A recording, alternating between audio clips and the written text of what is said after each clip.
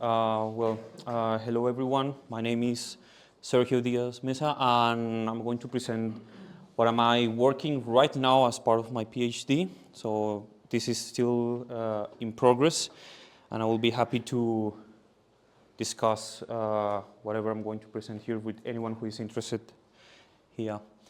So what I'm trying to do is to understand nonlinear ground response with distributed dynamic strain sensing, or as other people call it, DAS, at Mount Etna, Sicily. So Mount Etna is a stratovolcano in Sicily, and it's not only important because it's just the biggest volcano in Europe, but also because the volcanic activity produced a complex seismoacoustic wave field, which has been of great interest in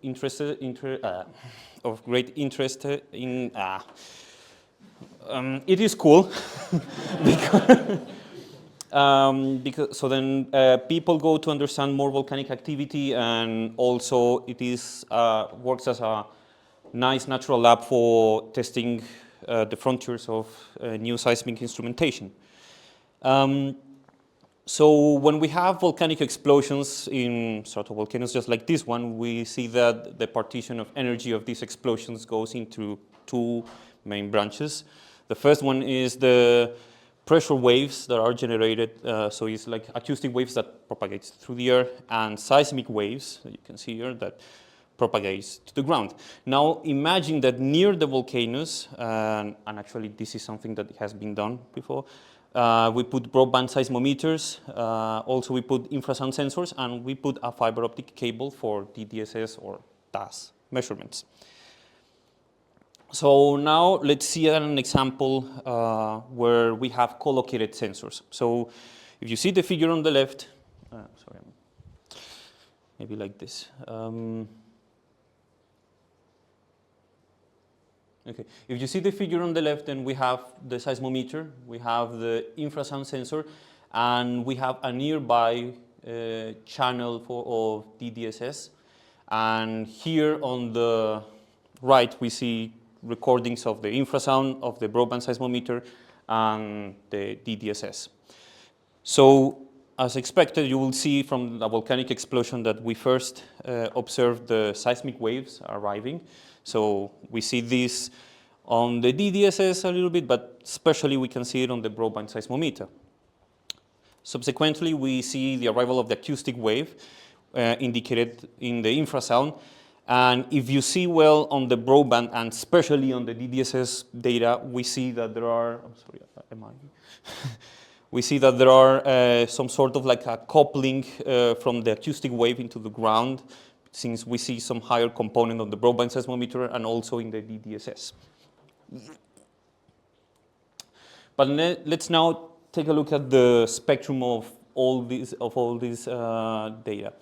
So if we see in the infrasound, we see that the acoustic wave, which is the only one recorded here in the infrasound, has its peak at 2 Hertz.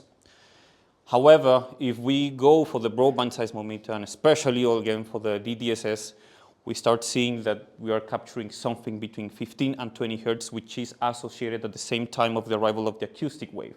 So this is not part of the seismic waves, and one might tell, okay, maybe this is just an artifact of the DDSS, but it's not, because also we are seeing it in the broadband seismometer a bit here. Also, well, I have done a study before. We have a paper on that in which we investigated artifacts in DDSS signals, so then we are also sure that this is not an artifact. So this is the phenomenon of a ground response, where we have the acoustic wave that couples into the ground and produces some sort of like excitation, resonance, something on the ground that we call the ground response, and we call it a nonlinear ground response because we are seeing a frequency shift, in this case from 2 Hertz up to 15 to 20 Hertz. And that's what we are trying to characterize and understand, the nonlinear ground response. So I'm just going to first, before showing my methods, I'm going to show why am I going to choose the methods I'm going to tell afterwards by just going a little bit through the presentation. So we went back in 2019. The example that I showed you before, actually, that's data from 2018. So in order to understand it better, we went with a new campaign in 2019 with a new arrangement of the instruments. So you can see that the study area is located at 2.1 kilometers northeast from the main craters of Mount Etna.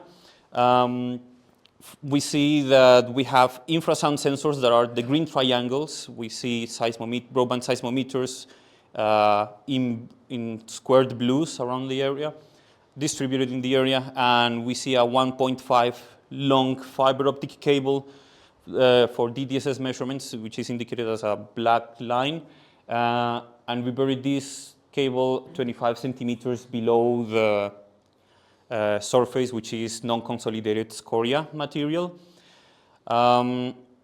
Something that you noticed, and this is important, is that the cable, well, besides covering the area, it also crosses several faults in the area, which are indicated by red lines. And so we put our DDSS interrogation system, which was an IDAS unit from Silixa, and we started in the observatory nearby, and we made continuous measurements for 3 months.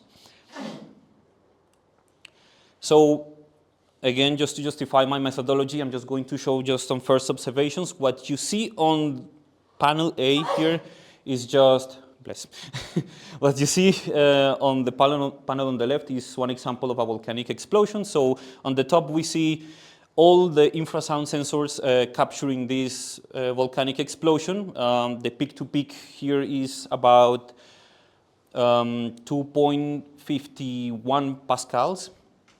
And you can see here that if we do a window in the DDSS data for all the for some of the channels that are located in the area, we can see that we can capture something that happens at the same time of the arrival of the infrasound in our study area, which is this trend that you're seeing over here. And this is non-filtered, but now if we go to some of the broadbands that are deployed at the beginning, well, if you put it like raw, we don't notice anything, but if you start filtering from 15 to 50 hertz, then we can actually start capturing something. And well, this is just fine, this is something cool, but then this is now the challenge, and is that if we go to another example, so it's in the same day, it's part of the same eruption period. Now we go for another event that actually has a higher amplitude in peak-to-peak. This is now 3.12 pascals in peak-to-peak. And if you see now the DAS data, we see that there is no ground response. This is also non-filtered, and even if you filter it, you cannot notice it. If you check the broadband seismometer, well, there is also a lot of, it seems that there was some tremor also, but anyway, we cannot capture it kind of like in the same time. However, if we just try to see the differences of the response across channels, we see that maybe there is something here in comparison to other areas here, which means that then the ground, of course, there is a difference in the ground across the area, and therefore the cable might be able to capture a difference in the ground response depending on where the channel is.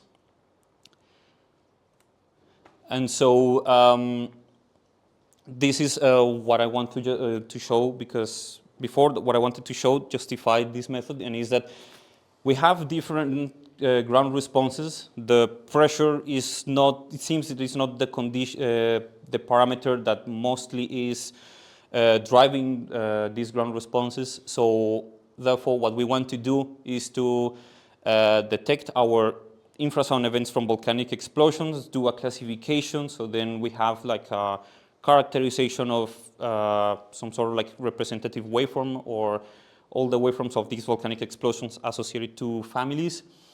And we are going to do also the same with DDSS events, so then we can start relating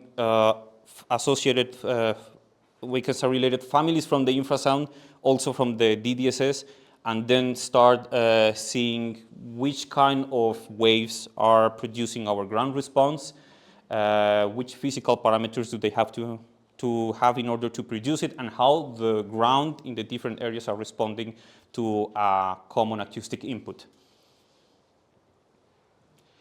So let's go for the infrasound events. So what we did is first to build an event catalog. So this, I done it by detecting it with a standard deviation moving window through all my data set, filtered between 0.7 and 4 hertz, which is the common frequency for the infrasound events. And then what we did was to cross-correlate them for all pair of events in order to construct this correlation matrix, which we used for doing our classification. So we start clustering events based on a cross-correlation threshold. So as a result of this, our catalog, we in total have more than 65,000 events over the recording period. So here you see the time. You see also some indicators of pressure rates from those events. Here the circles, well, it's not easy to see also when you compare it with all the cluster of that data here, but you see that the size of each of the points indicate the pressure of peak to peak, also pressure of these events. And you see how the events per day correlate with these red areas, which are the eruption periods reported by INGV, who is the one monitoring this volcano. Now, if we go to this panel, you see on the top which of the craters are the main responsible of the eruption period. You see that in our classification, we obtained a total of 13 families of events, and in the panel C, you see some of the achieved templates for each of these families. Now let's go to the DDSS events. And for this one, I use the mean arrival times of our infrasound events in order to trace where are these possible ground responses in the DDSS data. So ideally, for an DDSS event will be a time window which is characterized by 1.5 seconds before and after the arrival time of our infrasound events. And it will be like for all the channels. However, to reduce computational costs, I constrain for, just for now, only the events associated with the second eruption period. And I selected channels every 10 meters, which means that we are covering this every now and then the same distance equal to the gauge length that we are using, which is 10 meters. So what do I define as a DDSS event? Basically, it's just a matrix which shows that this is the time step. So it's 1.5 seconds before and after the mean arrival time through all the channels. And what I'm going to show here is the methodology that we use for the DDSS classification, using synthetic data in order to validate the method. And you can see we constructed the DDSS data, taking into account also some move out of the waves, and also we use some templates for addressing different, to associate it to different ranges of the channels in order to simulate how would be the difference of response of the cable if the cable is turning or if it is in another some sort of like ground or if there is any difference in the ground response. So this is event number 1, event number 2, and so on. Then we get a total of n DDSS events. So what we used here for classifying was the same method of like waveform similarity. However, we extended it to the DDSS in another way, so we could also not only classify the things spatial, to see temporal evolutions, but also spatial relationships. So I'm going to show you how. So here we have our catalog of DDSS events, and what we did was to cross-correlate each pair of DDSS events, and we construct a multi-correlation matrix. Sounds fancy, but actually it's just a simple stack of cross-correlation matrices. So here we have the dimensions of number of events, and channel. And if we do slice into this cross-correlation matrix from one channel, we will just see that it's just a correlation matrix of one sensor, so basically for one sensor, all events with all the events for one sensor. So it means something similar that we did with the infrasound. However, if we start also classifying them, so sensor by sensor by sensor, and then we get our compilation of templates, then we have this template bank, which is just only agglomeration of the templates that we got for all the sensors, and we're going to treat this as a new catalog of event. And we just run, again, the classification, doing a correlation matrix. And at the end, we're going to obtain what I call universal DDSS classification, but I'm going to change that term because my supervisor don't like it. And so what is the nice thing about this? If you notice, here we have some ranges of colors that discontinuities here and here tries to assimilate what we have in this area. And I told you that in certain ranges of channels, we associated some templates, some synthetics in order to simulate the difference in the cable response. And what is happening also here is that when we classify this template bank, each of these template banks is still pointing to the original waveform that we have in a specific channel for any DDSS, for any specific DDSS event. So when we start also classifying them here, they are still pointing towards them. They bring them back for all this classification. So at the end, we start also associating waveforms that are from different channels to see if there is any similarity with, is there any similarity for some channels and see how the ground response changes or is similar across the area. So this is some preliminary results. This is the DDSS classification. So you can see that we have families that are indicated by colors. There are some that are similar, some others that they are different across our channels. You see that gray areas, well, gray areas here are unclassified ground response, so basically events that they didn't achieve the cross-correlation threshold in order to be grouped together. And, well, this is, okay, this is just a period of 1 week, which was our second eruption period. And, of course, the number of events just are consecutive events, which means that then we are, while we're moving or ascending toward the number of events, then we are also moving forward in time. So we also start seeing that I selected some regions in our class distribution image, and some of the red boxes are indicating that are unclassified data, which means that they don't show too much of this ground response. It can relate also to faults and direction within the cable, as you can see also in the map in the left. We can also see temporal changes. So if we see here, you start seeing that there is not too much ground responses that are classified. However, when we start moving forward in time, then we start seeing that the frequency of classified events start to rise up. So let's see what happens if we put some other information on top of this one. So here we have the pressure, the peak-to-peak pressure of all the infrasound events for this period of time. So you see now again that since we were increasing the frequency of classified events, which means that then there is more ground response that can be resolved. And this is correlated also with the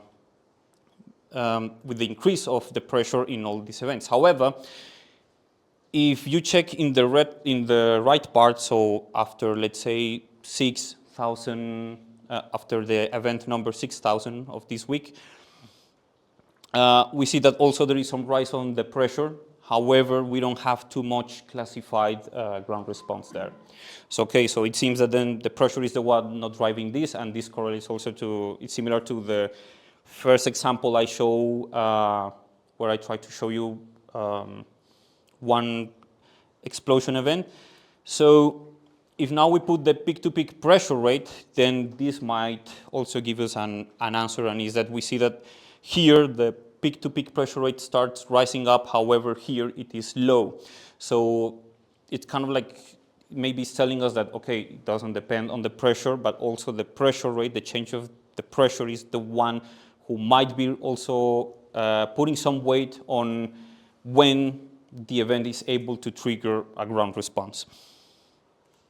Also, we find like simultaneous temporal changes in terms of ground response for different channels. So if we do a zoom here and we just see two channels, you see that kind of like in the same time, we start having a change in the ground response. So we pass from one classified family, in this case, in this part, let's call it like the black family, and here the yellow family. We start moving to the, it starts changing to the brown one and the pink one. So, okay, so we start seeing that also certain channels are responding simultaneously to the change maybe in the acoustic input. So as I told you, this is still just a work in progress, but in conclusion, our method is able to classify infrasound events, and also it's able to classify DDSS events, and not only spatially, but it's also can find similarities between channels, so then we might be able to describe also similarities and differences in terms of like how the ground response changes within the area.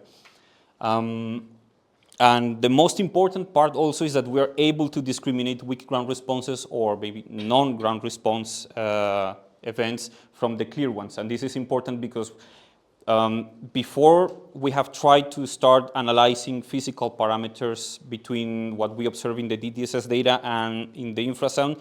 So for example, we start plotting pressure rate against strain rate for one specific channel, and we start observing a lot of noise, let's say, in this plot.